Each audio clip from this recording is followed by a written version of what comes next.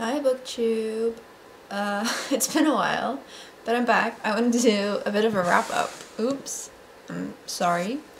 The thingy is a bit shaky right now. Anyway, these are all the books I've read since January. And I thought I would do a quick wrap up of them before I have to return them back to the library. So, without further ado, I'll just put them over here instead. So, the first book I read was The Wind-Up Bird Chronicles by Haruki Murakami. Murakami is one of my favorite writers, in case you didn't know that. I've read most of his bigger books, most of his more recent books. But yeah, this one wasn't my favorite. It might be because the one I read right before this one was Killing Commendator, which I think was really similar to this book. Like, it had a ridiculous amount of common, like, plot points and elements and things. I know Murakami is like known as kind of a repetitive writer, but this one was a bit weird. This one was a bit too much. But yeah, it was a pretty classic Murakami. It's about this guy who, you know, just lost his job, lost his wife, so now he's all alone at home trying to figure out what he's doing with his life. And then some weird people enter his life. You know, he befriends like the girl living next door and some other creepy people, and then some like magical realism stuff happens. Yeah, standard Murakami. What I thought was cool about this book though was one of the main characters fought in World War II, and then part of this book is like him recounting his memories from that time, from when he was like fighting with the Japanese army in like Mongolia, I believe. Which is really interesting to read about, because obviously I'm from Europe. I've only learned about World War II from like a European perspective, so it was really cool to read about what the Japanese perspective was like. So that was interesting. Pretty horrific as well. Like there's like one scene in particular that is like really, really gory and violent and awful. So tread with caution. But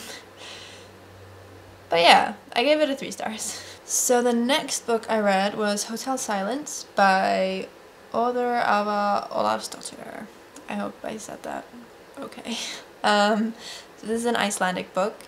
It's about this middle-aged guy living in Iceland, and he's really depressed and kind of feels like he has nothing left to live for. So he plans to like kill himself. But he doesn't want any of his family to find his body, so what he decides to do is travel abroad and do it there. So he picks out this like war-torn country to travel to. It's never specified what the country is, but it sounds like it was in the Middle East. So it's somewhere that recently had like a war going on, but is now in this kind of period of peace. And so he goes there, and he stays at this Hotel Silence, where he's like almost the only guest there. And he kind of gets to know the people working at the hotel and like some of the other locals around there. And he starts helping people out, because obviously everyone is like struggling to build the city back up again. And he's creating all of these new like friendships and things. He basically kind of finds joy in life again, and yeah. I mean, it starts out really depressing, but then the second half is quite heartwarming. So I thought it was a really cute book. It's really short as well, and I read it in like 2 days. So I gave this a 4 stars. Next we have 10 minutes 38 seconds in this strange world by Elif Shafak. This, I think it is originally in English, because she writes in both English and Turkish, but yeah, she's a Turkish writer. I was really excited to read one of her books, because I really like Turkish literature. And this did not disappoint. So this is about a sex worker living in Istanbul, and basically at the beginning of the book she gets murdered. And then for the 10 minutes 38 seconds after she dies, she kind of recounts her whole life. It's like her life flashes before our eyes. So we get to kind of find out about her childhood and like how she ended up in Istanbul and how her life has been. And we find out about her, I think it was 4 best friends, either 4 or 5 best friends. And they're like this really cool, really diverse group of people that we find out about. Like one of them is a trans woman, one of them is like a really religious Muslim woman, one of them is also a sex worker. So yeah, there's a really interesting bunch of characters in here. The second part of the book is about those like 4 or 5 friends after they kind of find out what happened to her, and like how they come together to mourn her and what they do afterwards. So it's a pretty depressing premise, but I thought it was a really heartwarming book again, a really nice kind of found family aspect. It does also involve like sexual abuse and some other kind of heavy stuff, so yeah, look up trigger warnings before reading this. The Memory Police by Yoko Ogawa. So this was a really cool book, I think. I remember a lot of people read it like last year, maybe the year before, and most people seemed to be like kind of disappointed by this book, but I thought it was really cool. So for those who missed it, this is a book about basically an island where people forget things. There's like this weird phenomenon on this island where like just every once in a while a certain thing disappears from the island, and with that thing all of its people's memories associated with that thing disappear as well. So basically like things just disappear both materially and also like from inside your consciousness, which I think is a really interesting premise. And the book kind of follows this one woman who lives on this island. She works as a writer. Yeah, I don't want to give a lot away. I came into this not really knowing anything except the basic premise of the book. I thought this book was really cool and how it kind of explored the relationships between memory and identity, and kind of what losing all these memories and therefore losing just aspects of your life, what that means for people. Yeah, I gave this a 4 stars. I liked the ending as well. I think a lot of people were complaining that the ending was bad or something, but I thought it made sense. So yeah, to me this felt like a good fully fleshed out, well-rounded novel. Yeah, 4 stars. James Baldwin's Another Country. So James Baldwin is also one of my favorite writers. This is actually only my 2nd book by him I've read. I read Giovanni's Room last year, and that's still like my favorite book of all time. So I finally picked up another book of his, and this was also really good. I enjoyed the writing slightly less than I did in Giovanni's Room, so that's why I gave it a 4.5 instead of 5 stars. But generally the story was really powerful, it was really gripping. This book is like more focused on race, because James Baldwin writes a lot about both race issues and also sexuality. This book had both of them, but it was more focused on race in my opinion. And kind of looking at how living in like such an inherently racist society as a black person, how living in this really hateful environment kind of causes a lot of self-hate to fester inside black people themselves, and then the ways in which this self-hatred kind of affects their lives and their relationships with anybody else. So yeah, I thought this was a really heavy and dark book, but I think it was a difficult read for sure, but I think it was also a really good read. So I would definitely recommend. Forgot to say what it's about. I mean, it's not really like a plot-driven book, it's more of a character-driven book, I think. But basically it's just about a group of people living in New York. Some of them are black, some of them are white. There's both men and women. A lot of them are actually queer, but most of them are kind of living a straight lifestyle. It's like the 50s, so. And yeah, just kind of talking about their lives and their relationships with each other, and kind of how race affects their life and sexuality and gender. Yeah. Jung Bohr, 1982. So this is another book a lot of people were reading like a year or two ago. It basically follows the life of this woman, King Jeong, who was born in 1982.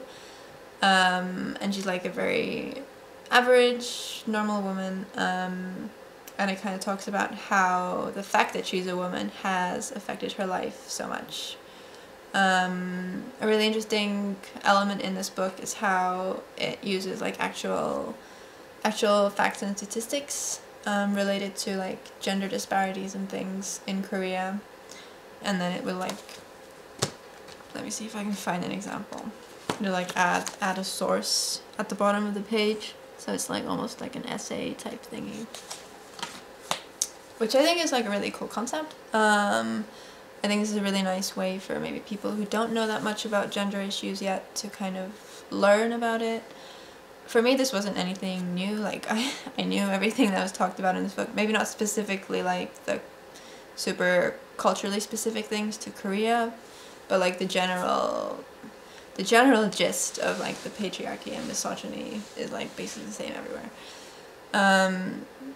So yeah, for that I gave it like 3 stars, because just to me, I didn't learn that much from it, but I think it is a really cool book. I think it's cool that it exists. And I would recommend it to people who want to learn more about like gender issues through like a fictional narrative. Yeah. And last but definitely not least, I read A Little Life by Hanya Yanagihara. You've probably all heard of this book. You know how traumatic it is. It is a very, very difficult read.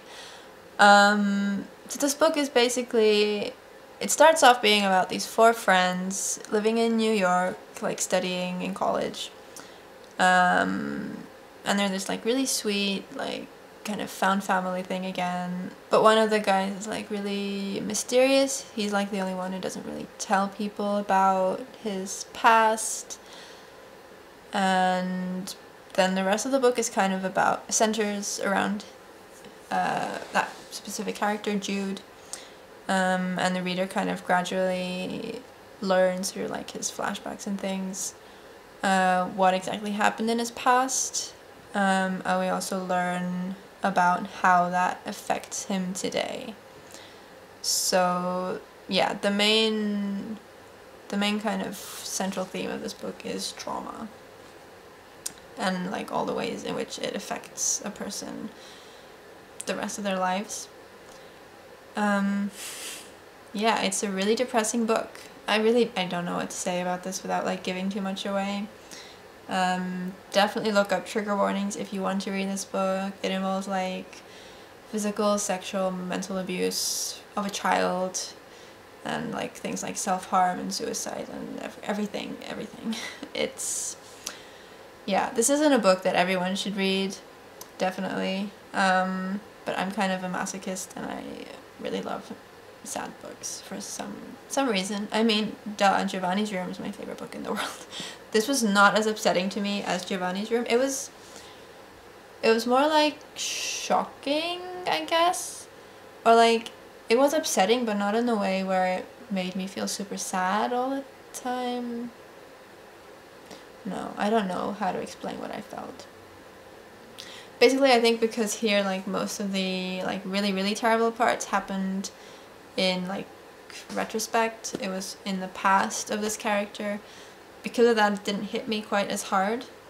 Like, reading about things like that is always harder if you're reading about it from, like, the kind of present point of view. Because then, like, you have no idea what's going to happen next. You don't know if the character's going to, like, survive or whatever. But if you're reading about it, like, from the past, then you know that the character is, like, at least alive, and you know how the things have affected him. So in that sense, it's, like, easier to read. I can't imagine how hard this book would be to read if it was actually done, like, Jude's life story in chronological order. That would be awful. I gave it a 5 stars, though, because I also thought it also had, like, because it wasn't only depressing, it was also, like, this great emotional roller coaster, you know? It's like a journey. This book is a really, really intense journey. Like, there were parts where I felt so happy that I was crying. I think I cried more out of like happiness, and then like the bad parts were where I was just like horrified and nauseous rather than like crying. But yeah, I felt every emotion under the sun reading this. And to me this was a beautiful book as well. That's all I'm gonna say about this for now. It's definitely like one of my new favorite books though, and I'm excited to reread it, as awful as that may sound. Like I said, I'm a masochist. But yeah, I'm gonna be thinking about this book for a long time probably. And that is the end of my wrap up. Thank you for watching, and maybe I'll see you guys again sometime. I honestly don't know. I really hate editing videos. Like, if I gotta just film videos, I'd probably post them a lot more often, but the fact that I'm gonna have to edit this, it's only 18 minutes, which isn't even that bad, but still. Ugh. Anyway, thanks for watching. I'll see you later. Bye.